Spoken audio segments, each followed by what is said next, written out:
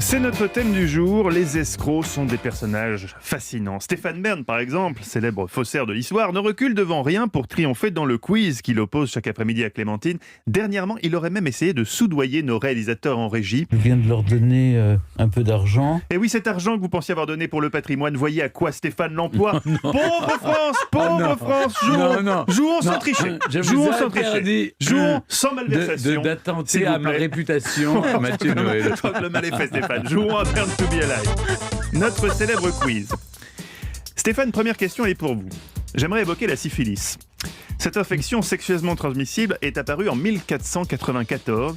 Les Italiens l'appelaient la maladie française. Les Français la surnommaient le mal de Naples. Chacun étant convaincu que ça venait des autres. Vrai ou faux ? C'est vrai. C'est le minimum syndical. Non, mais c'est vrai. C'est vrai, il n'y a pas de développement. On disait le mal italien et les Italiens disent le mal français et voilà. Vous avez gagné. Vous avez gagné, Stéphane. Bonne réponse. Et c'est pas tout. Les Russes l'appelaient le mal polonais et le Hollandais la maladie espagnole. Oui, on se renvoyait la balle. Question numéro 2 pour vous, Clémentine Portier-Keltenbach. Si à Nice, on appelle la baie des Anges ainsi, et c'est parce que Joseph Rosaline Rancher, un poète niçois du 19e siècle, aimait décrire les anges qu'il voyait tous les jours dans le ciel azur de la ville. Vrai ou faux ? Oui, ça me dit quelque chose. Je veux dire oui. Vous dites oui, mais sans conviction. Le fait que ça a été baptisé par un Anglais m'évoque vaguement quelque chose. Non, mais... un poète niçois du 19e siècle. Oui, j'ai peut-être mal prononcé son nom. Joseph Rosaline Rancher. Un poète niçois qui dit que ça... Ah non, je pense que je suis en train de faire un amalgame entre la promenade des Anglais et la paix des Anges. Mais comme j'ignore la réponse, je dis oui quand même. Vous avez perdu. Votre intuition vous a perdu, Clémentine. Non, alors je le découvre avec vous, les amis.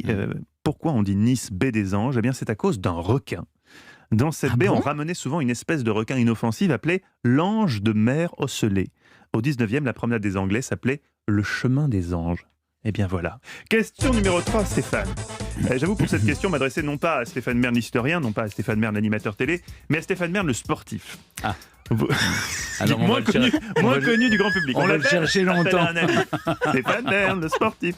Vous connaissez le 100 mètres, vous connaissez le 200 mètres. Eh bien, il existe le 150 mètres. Le record du monde date de 2009. Vrai ou faux ? J'en ai jamais entendu parler.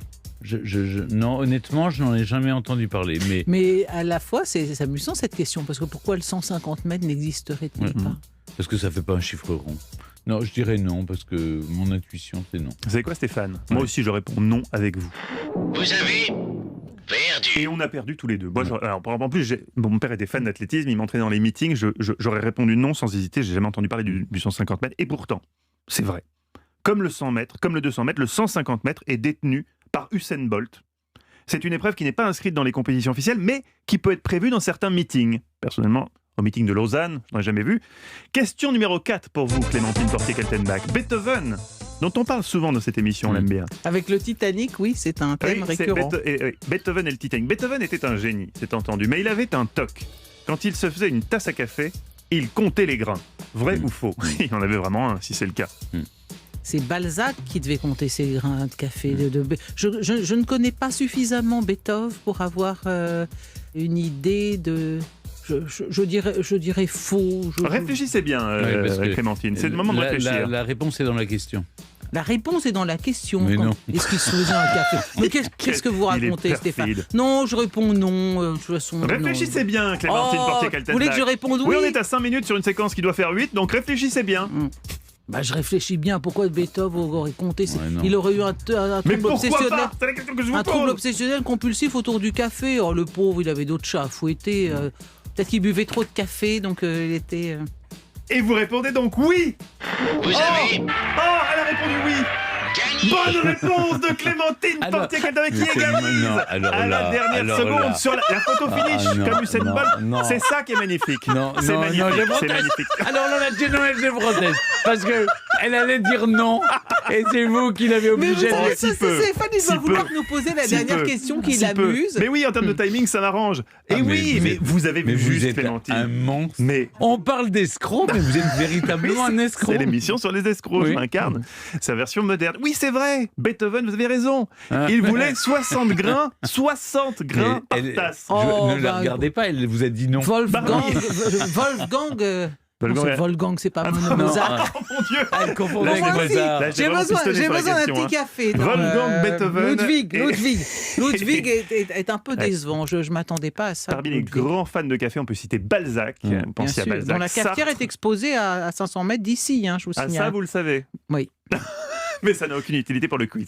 Eh bien, comme nous sommes à Oui, égalité, voilà, par ça, le ça plus vous grand des hasards, arrange. c'est la question numéro 5, la question de rapidité pour vous deux. 3 propositions. Attention, on m'écoute bien jusqu'au bout. Évoquons ensemble la mémoire du 45e président des États-Unis. Quel que soit l'avis politique que l'on peut avoir sur Donald Trump, il a donné son nom à plusieurs espèces récemment découvertes. Laquelle n'a pas eu son nom associé à Donald Trump? 3 propositions. 1. Un gros ver visqueux qui passe sa vie la tête enfouie dans le sable. 2. Un papillon jaune comme la chevelure de Donald. Ou 3. Un primate à Madagascar dont les grimaces rappellent celles de Trump. Le primate. Moi, je dirais 1. Eh bien, c'est un monde d'escrocs, mais il y a une justice dans ce monde. C'est Stéphane Bern qui remporte le quiz. Il a dit le singe plus vite que les autres. Effectivement, le gros ver visqueux a été nommé Dermophis Donald Trumpy, parce que comme le président face au réchauffement climatique, il préfère mettre la tête sous le sable. Oui. Stratégie de l'autruche.